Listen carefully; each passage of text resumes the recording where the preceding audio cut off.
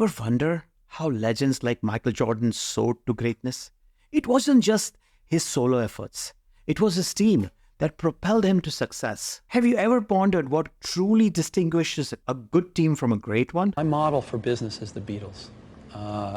They were four guys who kept each other's kind of negative tendencies in check. They balanced each other, and the sum was greater than the total was greater than the sum of the parts. In the dynamic realm of product management, the challenge of building a remarkable team is more than just assembling a group of skilled individuals. A team's success is a result of meticulous planning and execution. Ready to transform your team? Let's dive in. Hi, my name is Anil Jaisingh. I'm a certified Scrum trainer with Scrum Alliance, chief product owner of Concepts and Beyond, and an adjunct faculty with NYU's graduate program of product management. Michael Jordan is a name synonymous with basketball excellence. Didn't achieve his legendary status alone. His journey highlights the essence of teamwork. Let's start with Phil Jackson, often referred to as a Zen master. He was more than a coach. He was a visionary. His unique approach to coaching was heavily influenced by Eastern philosophy. Phil brought a new dimension to the game. Jackson's greatest contribution to Jordan's career was introducing him to a team-first philosophy. He taught Jordan the importance of mindfulness and being present, both on and off the court. This helped Jordan develop a deeper understanding of the game, seeing it not just as a series of physical challenges, but as a mental and spiritual journey as well. Jackson's strategies emphasize the importance of each player's role, fostering a strong, cohesive team dynamic where Jordan could thrive. Secondly, Tim Grover's role in Michael Jordan's career was pivotal in terms of physical training and mental fortitude. He didn't just focus on Jordan's athleticism. He focused on building his mental resilience. Grover's training regimen was tailored to Jordan's specific needs, emphasizing injury prevention and overall health before advancing to the more rigorous physical challenges. This approach ensured Jordan's longevity in the sport. Moreover, Grover instilled in Jordan the importance of emotional intelligence, helping him to manage stress and maintain focus during high-pressure moments. This holistic approach to training contributed significantly to Jordan's ability to perform consistently at an elite level. And the final person in Jordan's team is Scottie Pippen. Scottie Pippen's synergy with Michael Jordan on the court was a cornerstone of Chicago Bulls' success. Pippen was not just a supporting player. He was an integral part of the Bulls' strategy. His versatility as a player allowed Jordan more freedom on the court. Pippen could take on defensive responsibilities, allowing Jordan to focus on scoring. Offensively, Pippen's playing-making skills and ability to read the game complemented Jordan's style perfectly, creating a dynamic and unpredictable offense. This partnership was crucial in critical moments, particularly in the playoffs and finals, where their combined skills led the Bull to multiple championships. How does this translate to product management? Now consider the Venn diagram of human, business, and technology. A good product manager needs to have the skills of all the three and needs to be the center of the Venn diagram. Having said that, anybody who's good at all of these is also a unicorn. The book Who Not How by Dan Sullivan and Dr. Ben Hardy talks about how being good at everything is similar to being mediocre at everything and not scalable. So find out what you are best at, focus on that, and then invite others who are better than you at other things and bring them to the table. Marty Kagan, who's probably the godfather of product management, said if you're only using your engineers to code, you're probably only getting half of the value. That's also true for product managers, as well as if you're only using product managers to refine your backlog. You're probably only getting half the value. And if you're only using your engineers to push pixels around, you're probably only getting half their value. The more we can bring everybody together into one cross-functional team, the more likely we are to build great products. Take the example of Northwestern Mutual Life. They took an innovative approach by including at least one non-stakeholder in each cross-functional team. This meant bringing in individuals who weren't directly involved in the project's core area. For instance, a team working on a financial product might include someone from a completely different department, like marketing or IT. The idea was to introduce fresh perspectives and skills that wouldn't normally be part of the conversation. This diversity of thought led to more creative solutions and a broader understanding of potential challenges and opportunities. It was a strategy that mixed financial expertise with insights from other domains, enhancing the problem-solving process and leading to more innovative products. Or Apple for the iPhone. Apple brought together experts from various fields. This team included designers focused on the aesthetics, user interface, and overall user experience of the iPhone. They were responsible for the groundbreaking design that set the iPhone apart. Engineers that worked on the technical aspects, ensuring that the phone's hardware and software work seamlessly together. They were pivotal in integrating advanced features into a user-friendly device. Marketeers developed strategies to successfully introduce the iPhone to the market. They understood customer needs and preferences, helping position the iPhone not just as a phone, but as a lifestyle choice. Or Nokia's approach involved gathering individuals with diverse global experiences, which included scientists, which brought in depth of knowledge, new and emerging technologies contributing to innovative features and functionality. Engineers that provided the technical know-how how to turn these innovative ideas into practical, workable solutions. Leaders with cross-functional experiences. These were individuals who had experience working in various roles and locations, bringing a unique understanding of different markets and customer needs. This combination of design, engineering, and marketing expertise was critical in creating a product that not only was technologically advanced, but also immensely appealing to consumers. The lessons are clear. Success is not just the product of individual brilliance, but the result of collaborative effort, skills, and shared goals. For a product manager, the role transcends beyond managing tasks. It involves being a visionary leader who can unite a diverse group of talents towards a common purpose, much like a skilled coach leading a champion sports team. So what do you need to do to create a great product team? Start with purpose. In his book, Start With Why, Simon Sinek explores the concept of starting with why when inspiring action and leadership. Sinek highlights the importance of understanding and communicating the why behind one's actions rather than just focusing on the what or how.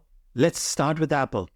Simon Sinek uses Apple as an example to illustrate the concept of starting with why. He ponders why Apple, a computer company, just like its competitors, consistently stands out as innovative and has a successful brand. Have you wondered why? Well, traditional marketing and communication often focuses on the what and how aspects. A typical message might be, we make great computers. They are beautifully designed, simple to use, and user-friendly. Want to buy one? The approach is uninspiring. Apple, on the other hand, communicates its purpose and beliefs before talking about its product. Their message is, everything we do, we believe in challenging the status quo. We believe in thinking differently. The way we challenge the status quo is by making our products beautifully designed, simple to use, and user-friendly. We just happen to make great computers. Want to buy one? By leading with their why and focusing on their core belief in challenging the status quo, Apple has been able to create a loyal customer base that extends beyond just buying computers. People buy into Apple's vision, and this is what sets them apart. A second example in Simon Sinek's book is Sinek uses Martin Luther King as an example to demonstrate how great leaders inspire action by starting with why. He points out that Martin Luther King wasn't the only person who suffered in a pre-civil rights America, nor was he the only great orator of his time. Yet, he led the civil rights movement successfully. King's why was his deeply held belief in equality and justice. He had a clear purpose and cause that inspired people to join him in his efforts. By communicating his why and his vision of a more just society, Martin Luther King was able to mobilize masses of people who shared his beliefs,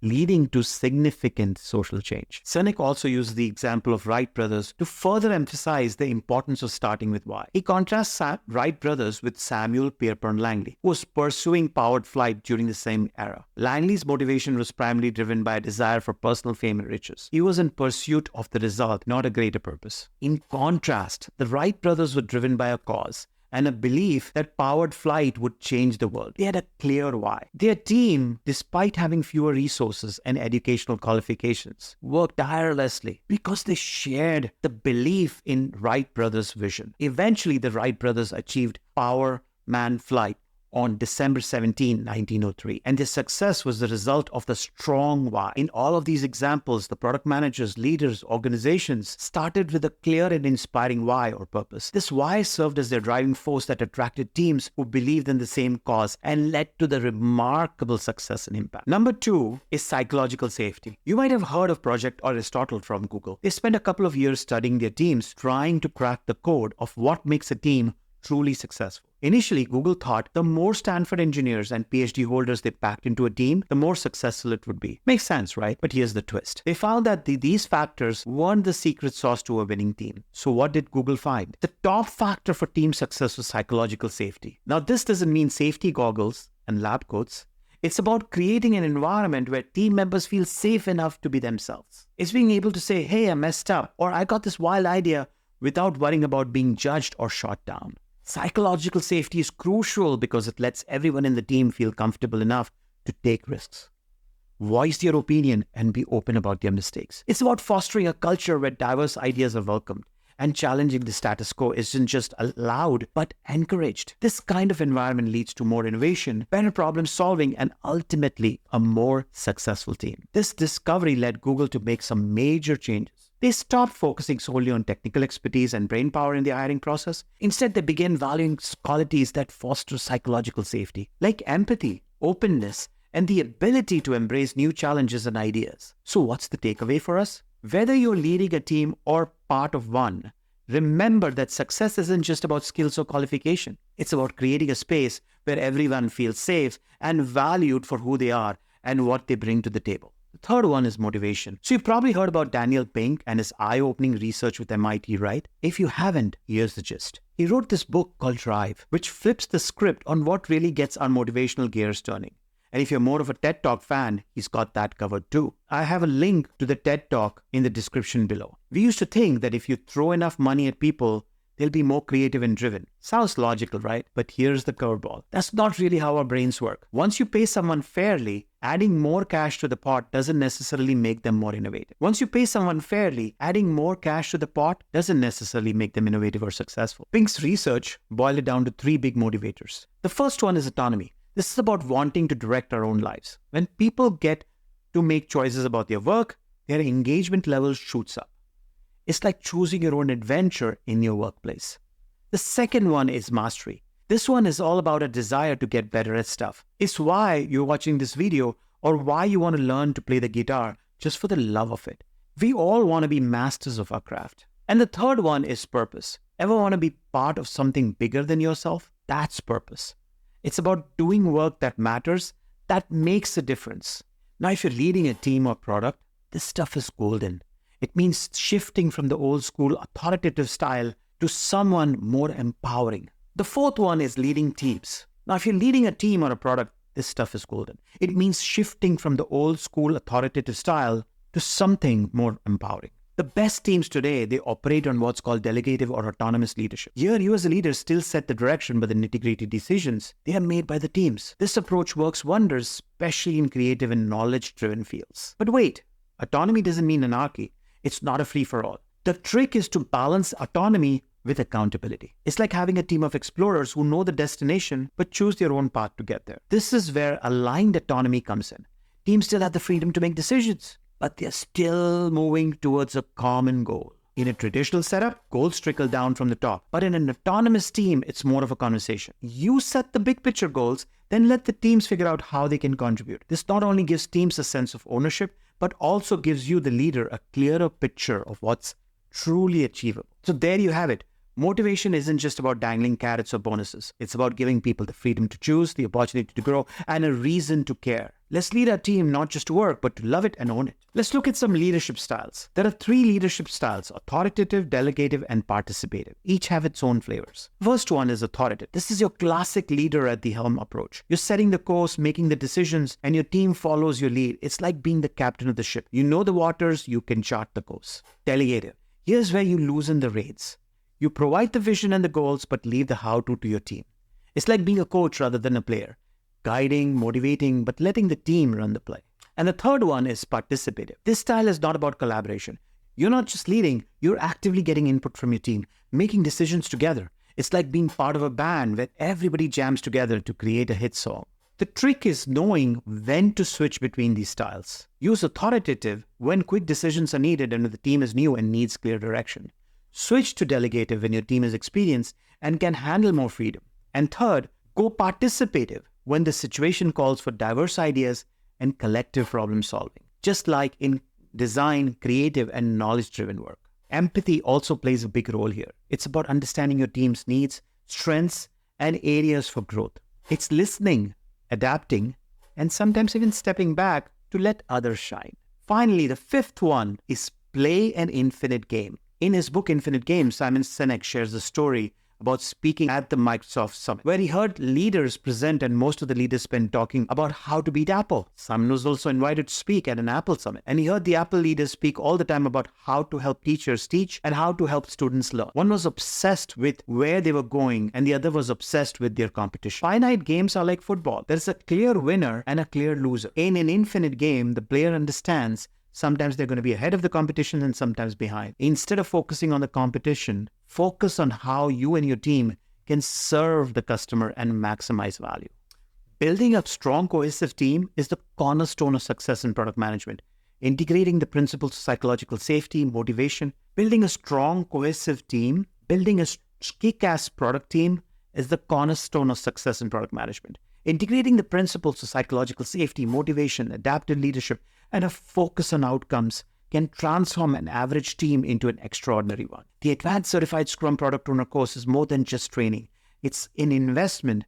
If you want to learn how to build a kick-ass product team, join our Advanced Certified Scrum Product Owner course. It's more than just training. It's an investment so that you can cultivate a high-performing team that can navigate the complexities of today's market. Don't let your team fall behind. The course offers essential skills and insights for immediate application, giving you and your team a competitive edge in this ever-changing environment. Start your journey today and lead your team to new heights of success. The links for all the books that I mentioned in this video are in the description, as well as a link to our Advanced Product Owner Workshop, starting soon. If you like this video, go ahead and click the like button and subscribe button to see more videos like these. We'll see you next time.